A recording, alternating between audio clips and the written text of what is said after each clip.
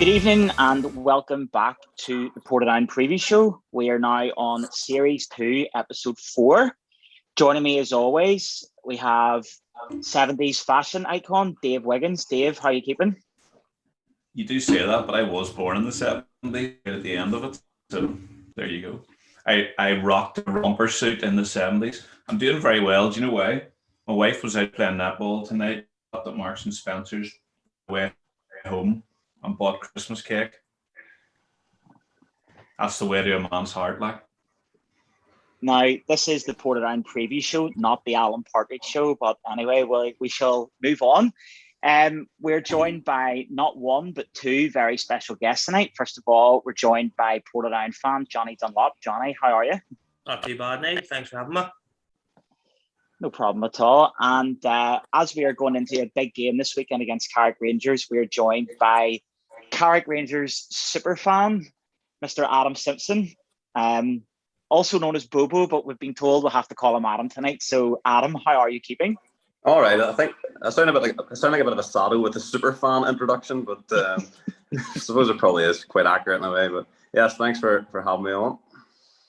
Bobo, don't worry, we're all Shadow super fans at the end of the day, and Neil included. Like, well, there's no doubt about that one, but yeah, thank you.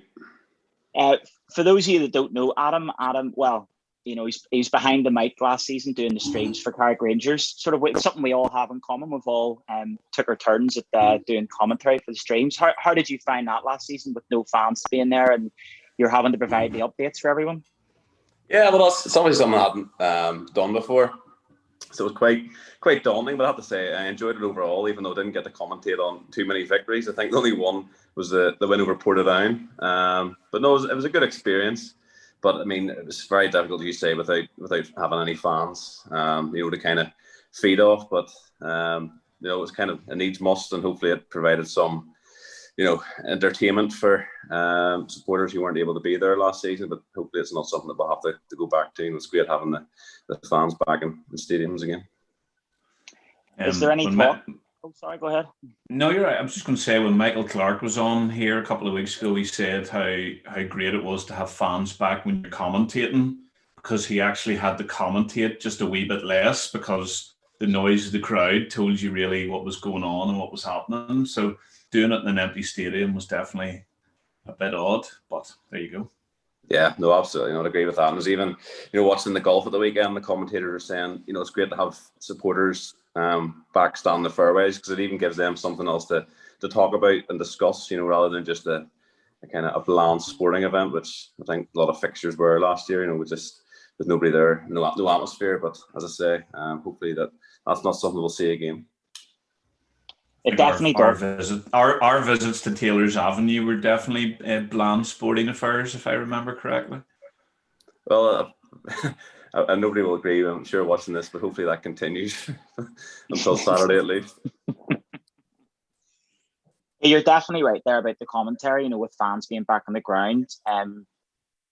Well, Jonny, you commentated there last week on the Portadown Larne game. And then I was lucky enough to do it on Saturday there against Linfield, and definitely having the fans in the ground makes such a difference for the commentary, I thought, because like you already alluded to, Dave, and yourself, Adam, you're chatting away and you don't know what to say, because there's like it's one of them ones. It's like you're commentating, but other people that are like in the stand with you are listening to what you're saying. Whereas if there's fans there, they're paying attention to like other things going on, but they can hear what you can say. If there's no fans there, it's weird, if you get what I mean.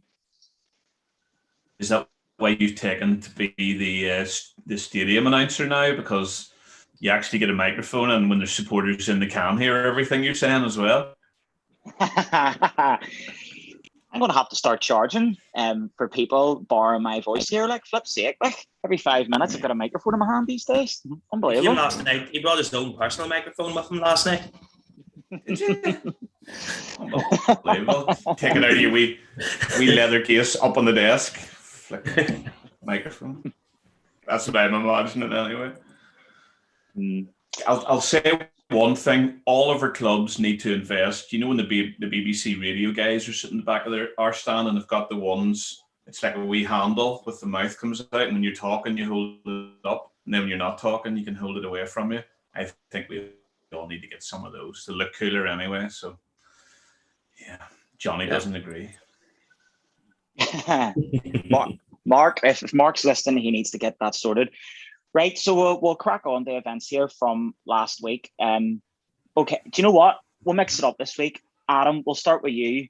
Carrick played Glenavon at the weekend, and you're only just playing up the road there from Shamrock Park, obviously. And we were sitting there, and it was like the scores are coming through, and it was 1-0 to Carrick, 2-0, 3-0, and then obviously finished 4-0. Then there was a bit of controversy. So I think people were stunned by what happened near the end of the game, but I think a lot of other people would have been stunned by the actual scoreline itself. And I don't mean that being disrespectful to Carrick. It was an unbelievable result that nobody saw coming. So what happened?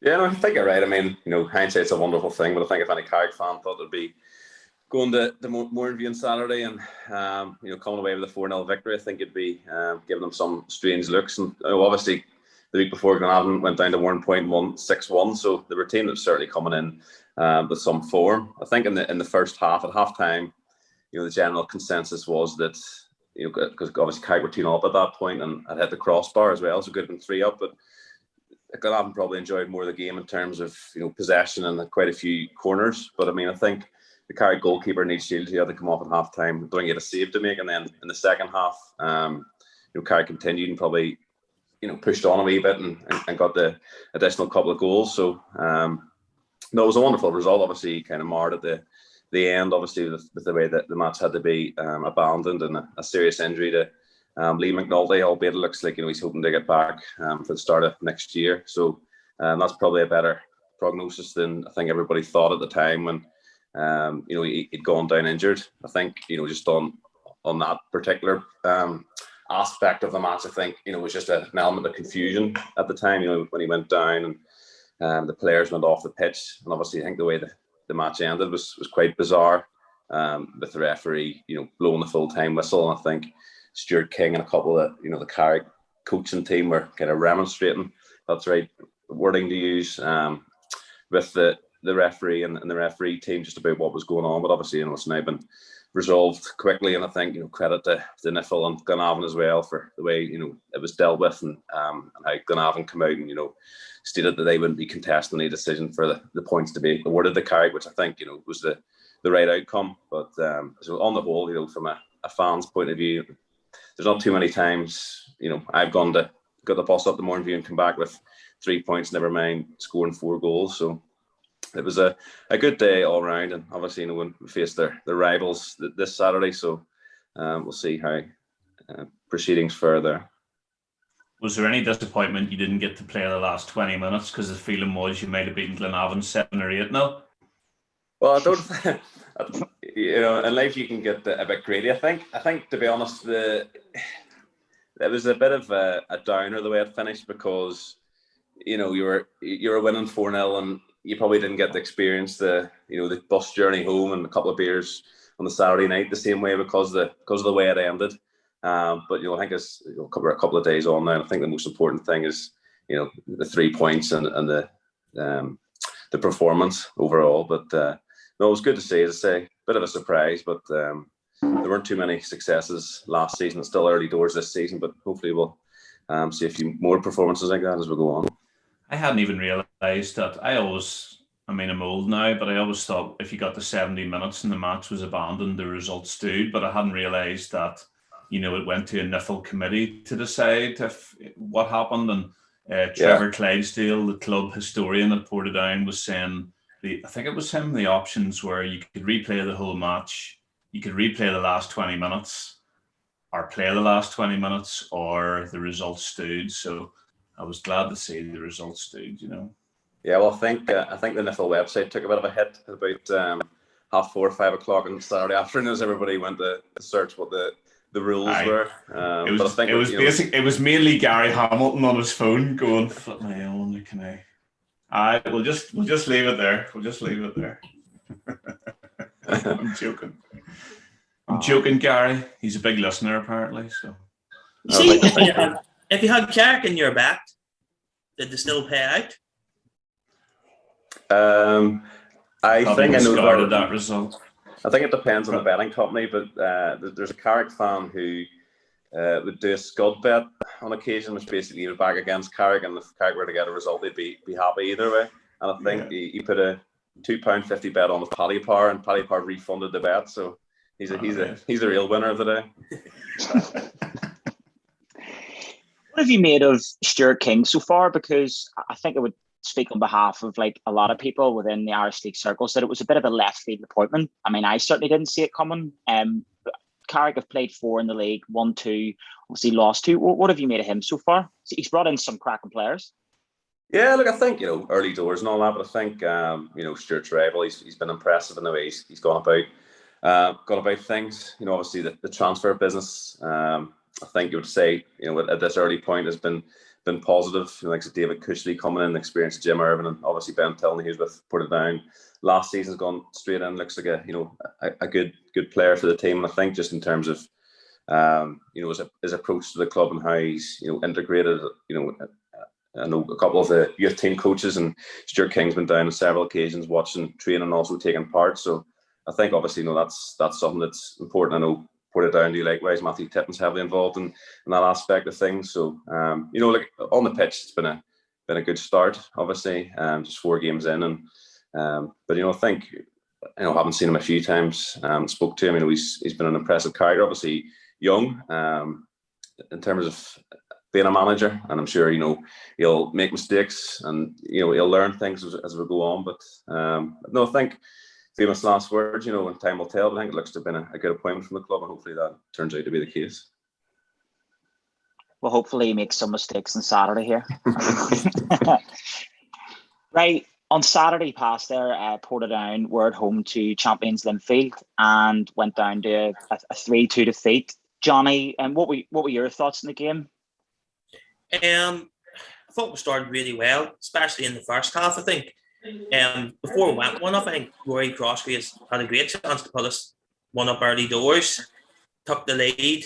Then sort of looking back at the game, their 2 goals, the one just before when they equalised, sort of seemed like a collection of errors led to the goal. I think Paul Finnegan lost the bounce of the ball on the halfway line, and then the ball comes into the box. I think was it Stephen Taggart sort of got his feet all in a bit of a muddle. They equalised out of that.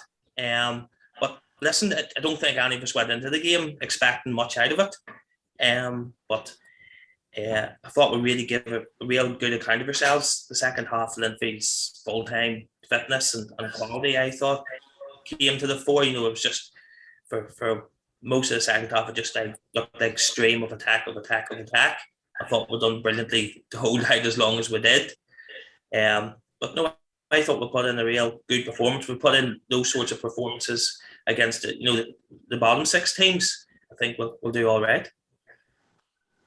The big question being, can we put in those performances against the bottom 6 teams, isn't it, Jonny? It is, because many times last season, I think we put in, a brilliant performance and failed to follow it up the next week. So it's about putting consecutive performances together and, capitalising on those things.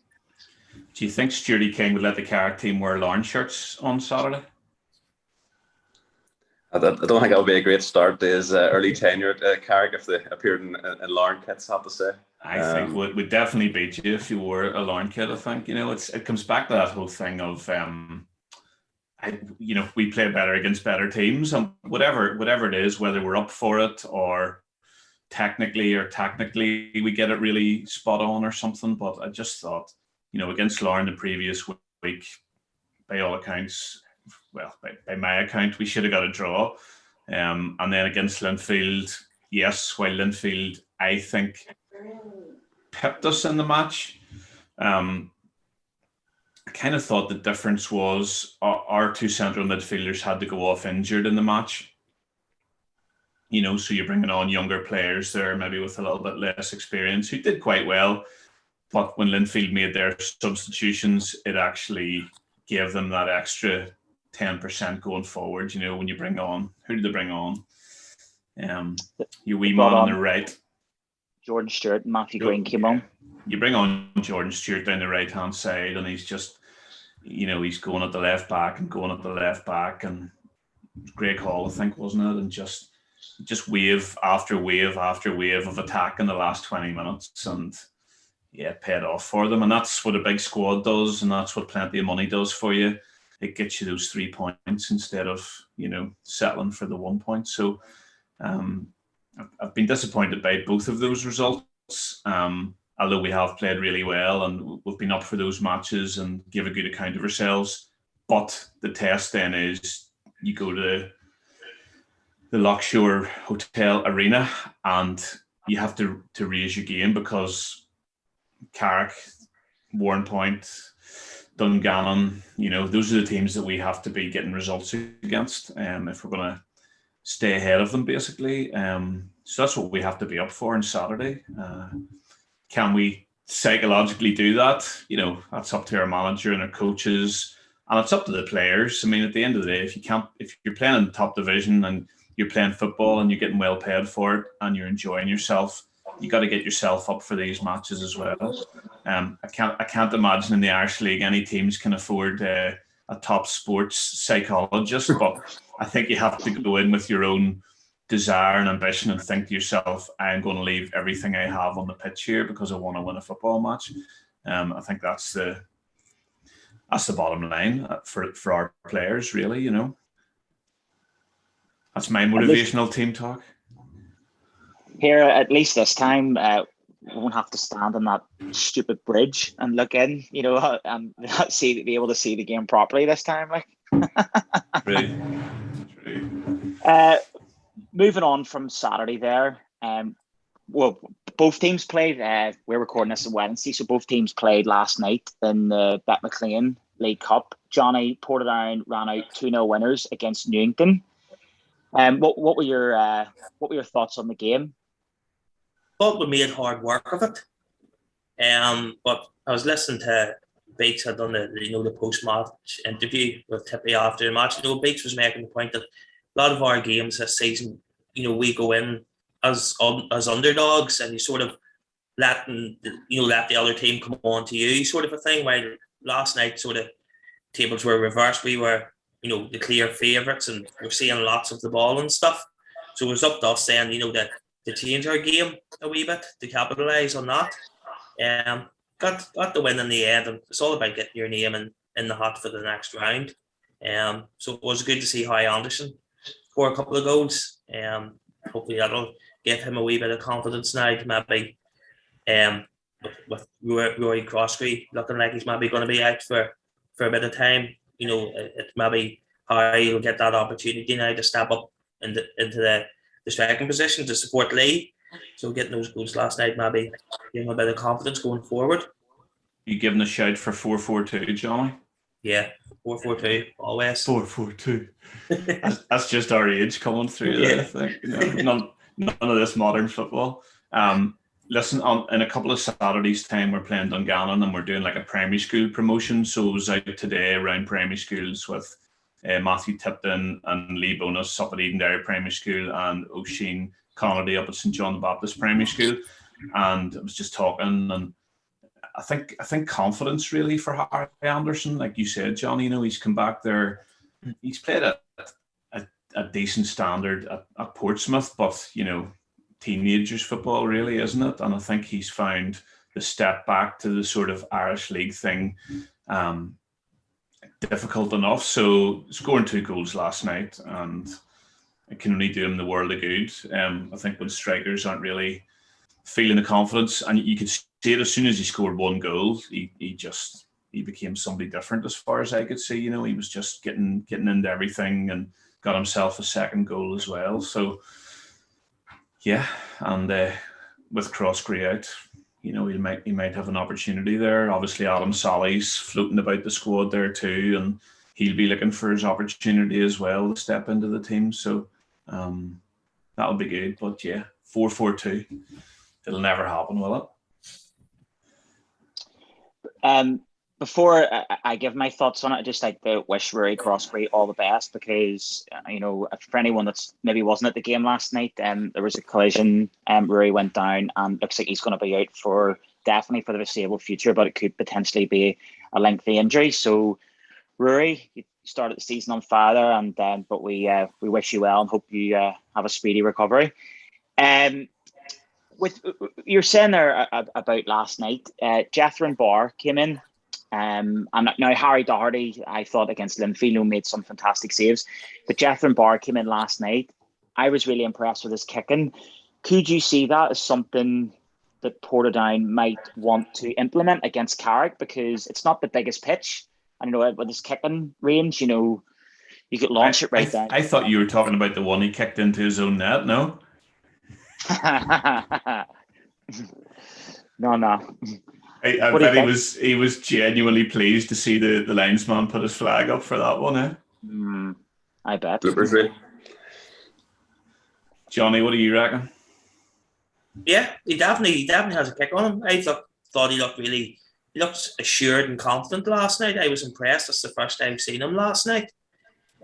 Could be an option, like you said. Taylor's Avenue's a tight pitch, so you want to gain every advantage that you can. So it's a decent shout now.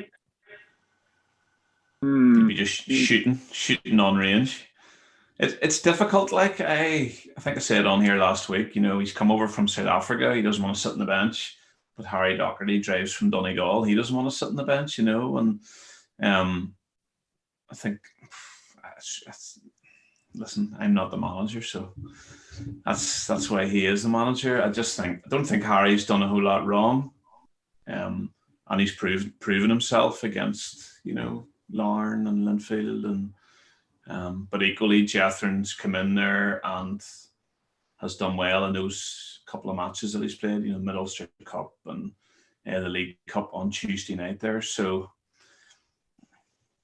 I wouldn't like to say. I don't know. They're two good options, to be fair. It wasn't that long ago we were panicking, thinking we don't really have an established goalkeeper in the squad here, and now I think we've got two. So anything can happen with injuries and illness and suspensions and everything. So I just think it's a real benefit having two good goalkeepers in the squad, and they'll have to fight it out among themselves for the starting place. Yeah, absolutely. Competition's always good. Staying with the League Cup, Adam, last night again, looking at the scores, I noticed Carrick were taking the extra time, which as a Portadown fan, we're obviously delighted with, because we want you tired out for Saturday. But what were your thoughts then on the game last night? Because Derby have actually started the season very well, like in the championship. Yeah, I suppose at the end of the day, Derby are now an established championship team. I think they kind of come up from the lower ranks, a few years ago. But now, I'm sure Portadown Carrick fans will know all about going down to Dara Park. And again, they've started the season well. I wasn't actually able to go to the match last night, so I was having to rely on Twitter and Flash Score. So you can imagine my delight when I saw that Derby had taken the lead in extra time. It was at that point fearing the worst, because Carrick's record against lower league opposition the last couple of years hasn't been great. That had to rely on a penalty shootout to beat Bangor in the Irish Cup last year. Bangor dumped them out of the League Cup actually the last time it was played in 2019. So Carrick were a bit of form in that regard, but from a Carrick fans' point of view, it's obviously good to turn it around so quickly. And I suppose the players, I'm sure, will take a bit of belief from that, having turned it around so quickly. As you say, obviously probably not ideal for Stuart King's preparations for Saturday in terms of the extra half an hour that was required. But look, I suppose players have a number of days to recover and get over that. And, the season's only a number of games old too. So I would like to think that tiredness or fatigue should really come into things at this point in time. But, I suppose on a wider point, all 12 Premiership teams went through in the League Cup, as has probably been the case, I think, in the last couple of years, barring one or two surprises. So it's probably not great from a competitive viewpoint, that second round of the League Cup. But I suppose like Carrick and Portadown fans are like, well, see who comes out of the hat in the next round and where we'll have to go to. Anybody know when the draw is? I don't actually. I think somebody asked me that last night, but I haven't heard. I'm not sure. For flip's sake, I would have thought as the secretary of Jurassic Park, you should know that, boy. Come on. I thought Jonny Dunlop would know, actually. He's usually good with I would stats. imagine it'll be Saturday evening. Don't they normally do the draws on Radio Ulster on Saturday evening? My understanding, because I one of my other roles is that as secretary of Jurassic Park or the County MFA, I think Neil was trying to allude to there. And we would also have our draws on Radio Ulster, but I think that might be a challenge given the COVID restrictions at the minute in terms of people going into Radio Ulster where the draws were completed before. So I think Nifl may be facing the same issues in terms of that for the League Cup. So don't be surprised if it's not on the radio. Here, do you know, I'm just sitting here thinking, has anybody ever drawn any balls out of the hat for a cup competition in the Irish League? Wouldn't that be a nice one to tick off your bucket list, to be invited to do the draw for one of the rounds? That's a new goal for my life. I'm going to add that to my bucket list before I'm 50. Irish Cup's 5th round draw with Dave Wiggins. Here, Bobo used to draw the Junior Shield in his kitchen in the house. That technically is accurate. Yeah, but just on your own. Who's that? Nah, not they're not at home. No. The draw was completed with full integrity and witnesses to the draw. I have to put on record, but yes, the joys of COVID regulation. Your family members don't count, like. Oh right, okay. I'll have to revisit that one then in the future. Very good. But before we look ahead specifically to Saturday here, right, Dave, I think the pair of us have both been set up here tonight because you're wearing a prototype shirt, obviously to wind me up for whatever reason, and I've been told to wear a prototype shirt tonight. So yeah. So listen, let's give a shout out to Sir Gary McNally, the Portadown SLO and club shop manager, who at the end of the match last night he handed me this, which it's a wee bit pink, but it was a prototype. Obviously, it's the same style as the purple 3rd kit that we had last year.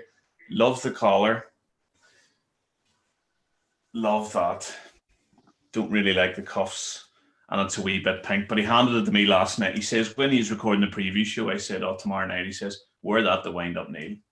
So we've been had, mate. That's the Portadown range from AliExpress.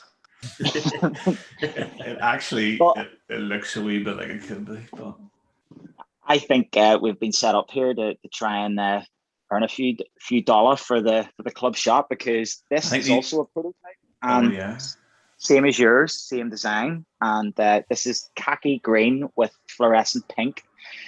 So it was. Let's talk about the fact that this one might suit your young body and that one might suit my old flabby body. What size is it? This is a medium. Oh, so is this. Okay, that's all right. But can we talk about how Jonny Dunlop's got his hands on the new yellow top? Is this an inside job as well? Oh, no. Have you got yours yet, Neil? You're wearing Neil's. That is Neil's you have on. Mine still hasn't arrived yet, but I've been assured that I will have it by Friday. I know there's the demand for the shirt has been absolutely ridiculous, and the club's been completely snowed under with orders, and times have been, keeps being pushed back and stuff. But here it's nice to have a bit of demand, isn't it? It's a lovely shirt. So I have been told on good authority that we are definitely wearing yellow on Saturday. So fingers crossed, my shirt arrives. So Gary, if I do not have my shirt by Friday, I am going to kick your door down. You heard it here first. I imagine when we get to Taylor's Avenue on Saturday, Gary will hand you the shirt and you will have to strip off at the side of the pitch to put your yellow shirt on. Wouldn't be the first time. Here, if it scares the Carrick players, then here it'll be a win-win all round. Right. Speaking of Saturday here, it's obviously a big game because both clubs. I think a lot of people have tipped Portadown to go down, Carrick to go down, Warrenpoint or Dungannon. That's just the way the cookie seems to be crumbling at the minute. The 4 of them were in a mini league last season, and being realistic, the chances are they're going to be in a mini league again. So Carrick have obviously already played Warrenpoint, and we haven't played anybody that was within that mini league, but we now are playing Carrick away, Dungannon at home, and then Warrenpoint away. So there's 3 massive games coming for Portadown, starting with Taylor's Avenue here on Saturday. Dave, if you're going into that game, what way would you approach it? Like, do you think it's a must-win game or a must-not-lose game? Firstly, I would approach it with a 4-4-2 formation. No, I don't know. No, I mean, no, it's not a must-win game, but it's a game that we'll come away very disappointed if we don't get a point or three. And that's listen. Carrick are playing well. They're getting some good results. They've signed some good players, as we've signed some good players. New hungry manager wants to do really well, highly motivated, and all of that. And as we know, yes, we beat Carrick at home last season, but we got to get the old Taylor's Avenue monkey offer back as well, don't we? So it's a difficult place to go. I think just when you mentioned the monkey off the back for Carrick last season, Taylor's Avenue was also a difficult place to go because Portadown was actually the only 2 victories they had at home. Which, is that right? Yeah, which is quite bizarre. It is ironic, in fact. Yeah. Let me. Alanis Morissette will be writing songs about that at some stage. Sorry, Jonny, what? We took the lead in both of those games too, didn't we? Yeah. Yeah. I think we were 2-0 up when we got beat 5. But anyway, I just think, I mean, it's an away match, right? But I think it's a home game for me. Yeah. You have to go into it wanting to win, and I don't know how you approach it like any other game. You set out your formation, you set out your tactics, you stick to them, and you try your best to do everything you can to win the match. And Carrick are one of our biggest rivals now in terms of position in the table, so you want to be trying to stay above them, climb above them, and stay there. But it's a very difficult thing to do. Tight pitch. I don't think, no disrespect, but I just don't think clubs like going there. Even though it's, the last time. No. You just said clubs don't like going there, but the only team that the Carrick actually beat last season was Portadown. So clubs clearly did like going there, apart from us. Yeah, and listen, the fresh tarmac right round looks really well and everything too. I'm nervous about it. I just want us to go and get a result there and prove that we can finish 9th or 10th. You have, like you said already, you have to beat Carrick's, you have to beat Warren Points and Dungannon's to earn the right to climb the table a little bit. And if you can't beat those teams or get a result against those teams, well, then we are going to find ourselves closer to the bottom. And that's the reality of it. So it's a big one on Saturday. Mind you, I'm going to the caravan, so I'm not even going to be there. But, I'll be watching on Twitter. Okay. Right, fair enough. Adam, what would you say to that? Would it be similar for Carrick then as well? Would they be targeting Portadown here to get 3 points? Yeah, well, look, obviously, 2 wins from 4 so far is a reasonable start. And as you said, I'd be very surprised if, in my own personal opinion, I think the top 6 is already sorted out. I'd be amazed if, those top 6 teams of Glentoran, Linfield, Clintonville, Crusaders, Larne, the other one I forgot about, was that 6? We'd be surprised if that. Sorry? Coleraine, sorry, yeah. So, for me, that's the top 6 in whatever order. Then you have Glenavon, Ballymena, Portadown, Carrick, Warren Point, Dungannon. And I think, they may publicly disagree and reject that, but I think if you offered Matthew Tipton and Stuart King 10th place, they would both take it. They'll obviously want to try and finish as high in the league as possible. I suppose for Carrick, what Saturday represents is an opportunity to build a gap, albeit very early in the season over Portadown. I think it would go 8 points clear if they were to get a win, and I think that's something that Warren Point did very well last year. They built a bit of a buffer over the 2 or 3 teams below them, which meant that barring a miraculous run from those teams late on in the season, with 2 months of the season to go, they were kind of assured of their place. So I think it's all about, for Carrick anyway, trying to keep a bit of momentum.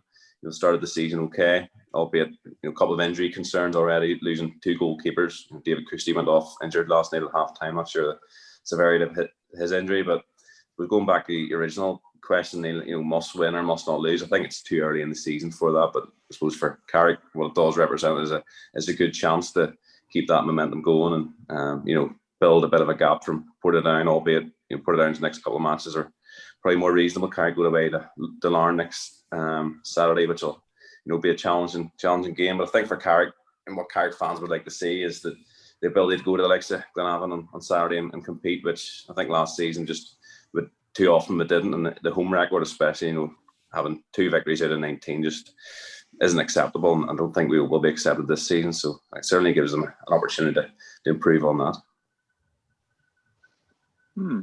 Interesting thoughts, Jonny. What's your take on the game? Are you nervous like Dave is, or are you looking forward to it? I'm nervous as well. So I think I agree with Adam there. I think it's too early in the season for it to be a must win. I wouldn't be majorly disappointed to come away with a point from the game. I think it's over 5 years since we've won at Taylor's Avenue. I think the last time we won Taylor's Avenue, I think it was a Gary Breen last minute winner back in 2016, I think it was. Q Wild celebrations down in the corner. Definitely. So I know it's a bit of a hoodoo ground. So it's like I've been saying early on, I'm lucky we've got a shake off our back as well. I think we'll have to go down, give it 110%, leave everything on the pitch. And like I say, a draw isn't the worst result in the world, especially at this stage of the season. We've had a real difficult start to the season when you've looked at our fixtures, Mid-Ulster Derby, then Crusaders, Larne and Linfield. I don't think you could have asked for a tougher set of fixtures. So, but we need to, with these couple of games coming up now, we need to start picking up points, and start trying to climb the table. I think Adam's right as well. Nearly in the league, there's almost, I would say, nearly 4 leagues within the league. I think that the league champions are going to come from either Linfield, Glentoran and Larne. And then I think underneath that, you have Coleraine, Crusaders and Cliftonville. And then Ballymena and Glenavon, and then us 4 within that. I think, though, Ballymena could get drawn maybe into our mini league. I've seen they've lost a lot of players, and then their striker is a Parkhouse at the side. He's going to be out after Christmas now as well.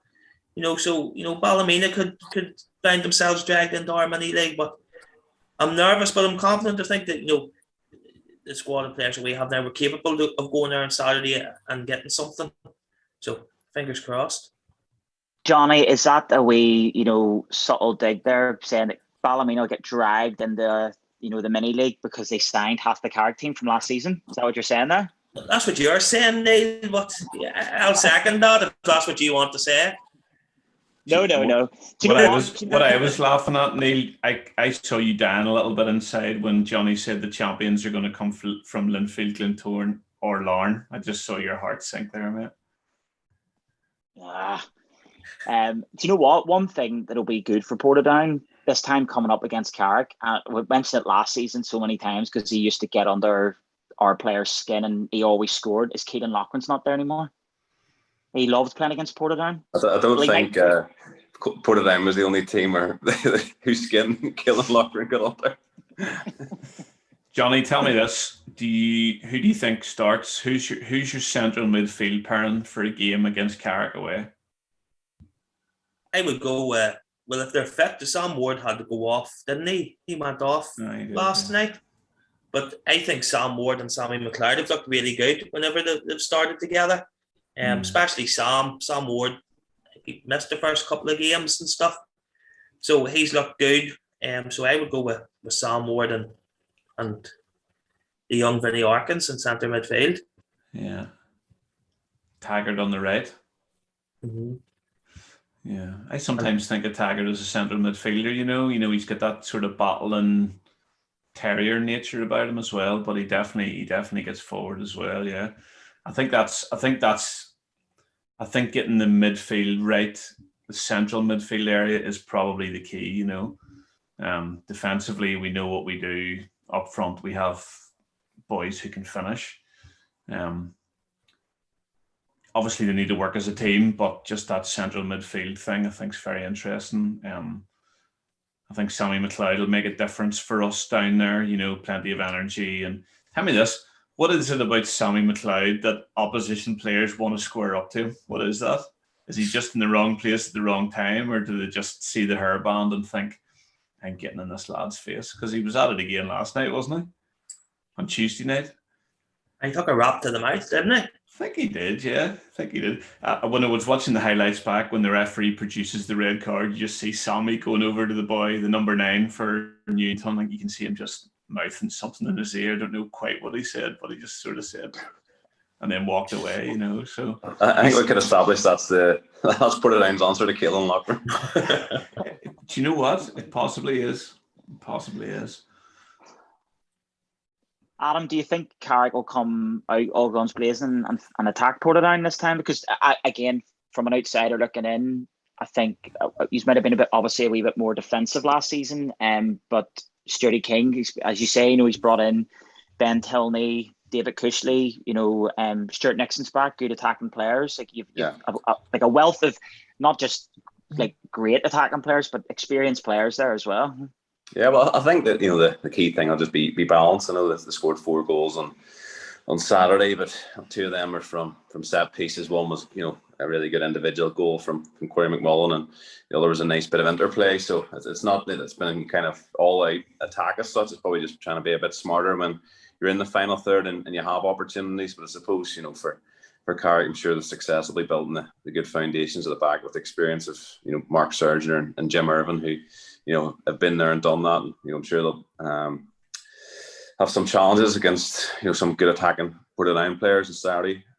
Lee Bonus obviously kind of being the main outlet there, but no, I think it'll be interesting. I haven't seen too much of Portadown so far this season. Barring just kind of suppose the highlights, which you see, which don't always reflect the game. When you're just seeing the goals really. But no, I think it should be interesting. Just seeing what way both teams approach. Obviously, we're in a league where both teams are going to play each other 4 times, barring something surprising this year. So, time doesn't go too far by before you're facing each other again. So this will be the first of 4 meetings, which hopefully I think we're all looking forward to, and we'll not have to wait too long to see how it goes. Right, the Perriers, Jonny, Adam, seeing that we've got 2 fans on here today with us. Stick your necks on the block. What's the score going to be on Saturday? You can go first, Jonny. I'm going to go 3-1 Portadown. Say it confidently. Bobo, go for it. I'm always a bit of a pessimist, so I'll go for a 1 each. He's talking about the Carrick fan that has the scud bet. It's him that does it. I was speaking in the third person, though. Not this time. It promises to be an entertaining game, but here, saying that we're a family friendly and fun show, and we like the guests to come on and share their story. Adam, tell us the story about the pizza on the Saturday night. I have various pizza stories. Which one would you like? The most recent pizza story? Well, I tell us both. Well, okay. Well, the most previous one's probably the most relevant. So I was out at Jerry Cinnamon concert on Saturday night. Went back to Brother-in-law's for a bit of a party for his wife, and then walked home about half an hour on the way home. I thought I'll order myself a pizza. I'm quite hungry. But my father-in-law was actually staying on Saturday evening, and on the notes section of Just Eat where I ordered it, it says, "Please leave the pizza at the front door. I'm walking home. I don't know if I will be home by the time it's delivered." So I sat up until 3 o'clock in the morning on Saturday, having watched all the match of the day and then fallen asleep, to be awoken by my wife. The first words I asked, "Has my pizza arrived and is it at the front door?" She said no. So at 10 past 3 a.m. I went on the complaint section of Just Eat, not very happy about my missing pizza.